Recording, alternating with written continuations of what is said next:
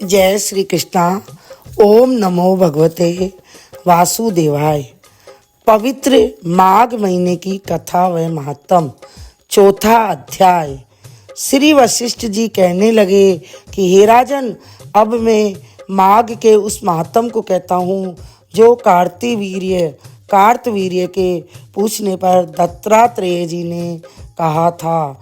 जिस समय साक्षात विष्णु के रूप में श्री दत्तात्रेय जी सत्य पर्वत पर रहते थे, तब महिष्मती के राजा सहस्त्रार्जुन ने उनसे पूछा कि हे योगियों में श्रेष्ठ दत्तात्रेय जी, मैंने सब धर्म सुने, अब आप कृपा करके मुझे माघ महीने का महात्म कहिए। तब दत्तात्रेय जी बोले, जो नारद जी से ब्रह्मा जी ने कहा था वही माघ महात्म मैं आपसे कहता हूँ। इस कर्म भूमि भारत में जन्म लेकर जिसने माघ स्नान नहीं किया उसका जन्म निष्फल गया। भगवान की प्रसन्नता, पापों के नाश और स्वर्ग की प्राप्ति के लिए माघ स्नान अवश्य करना चाहिए। यदि यह पुष्ट शुद्ध शरीर माघ स्नान के बिना ही रह जाए तो इसकी रक्षा करने से क्या लाभ है। जल में बुलबुले के समान, मक्खी जैसा तुच्छ जंतु के समान यह शरीर माघ स्नान के बिना मरण समान है। माघ स्नान के बिना मरण समान है। विष्णु भगवान की पूजा न करने वाला ब्राह्मण, बिना दक्षिणा के श्राद्ध, ब्राह्मण रहित क्षेत्र, आचार रहित कुल, ये सब नाश के बराबर है।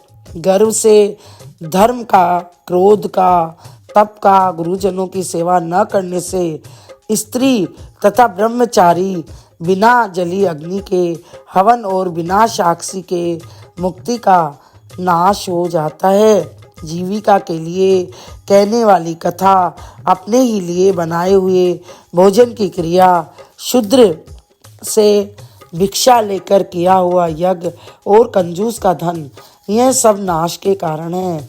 बिना अभ्यास और आलस्य वाली विद्या, असत्य वाणी, विरोध करने वाला राजा, जीविका के लिए तीर्थ यात्रा, जीविका के लिए व्रत, संदेह युक्त मंत्र का जप, विग्रह चित्त होकर जप करना, वेद न जानने वाले को दान देना, संसार में नास्तिक मत ग्रहण करना, श्रद्धा बिना धार्मिक क्रिया, यह सब व्यर्थ है।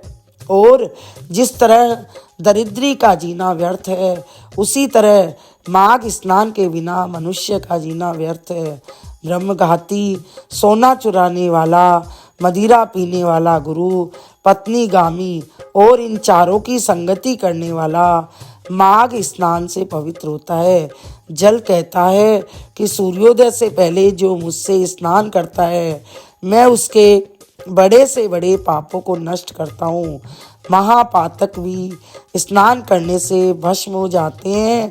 माघ महीने के स्नान का जब समय आ जाता है, तब सब पाप अपने नाश के भय से कांप जाते हैं।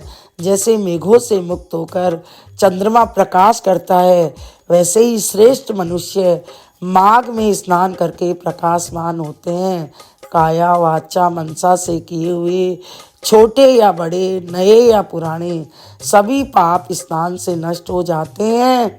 आलस्य में बिना जाने जो पाप किए हो वह भी नाश को प्राप्त होते हैं। जिस तरह जन्म जन्मांतर के अभ्यास से आध्यात्मिक ज्ञान की प्राप्ति होती है, उसी तरह जन्मांतर अभ्यास से ही माघ स्नान में मनुष्य की रुचि होती है। यह अपवित्रों को भी पवित्र करने वाला बड़ा तप और संसार रूपी कीचड़ को धोने की पवित्र वस्तु है। हे राजन, जो मनवांछित फल देने वाला माघ स्नान नहीं करते, वह सूर्य चंद्र के समान भोगों को कैसे भोग सकते हैं। बोले विष्णु भगवान की जय।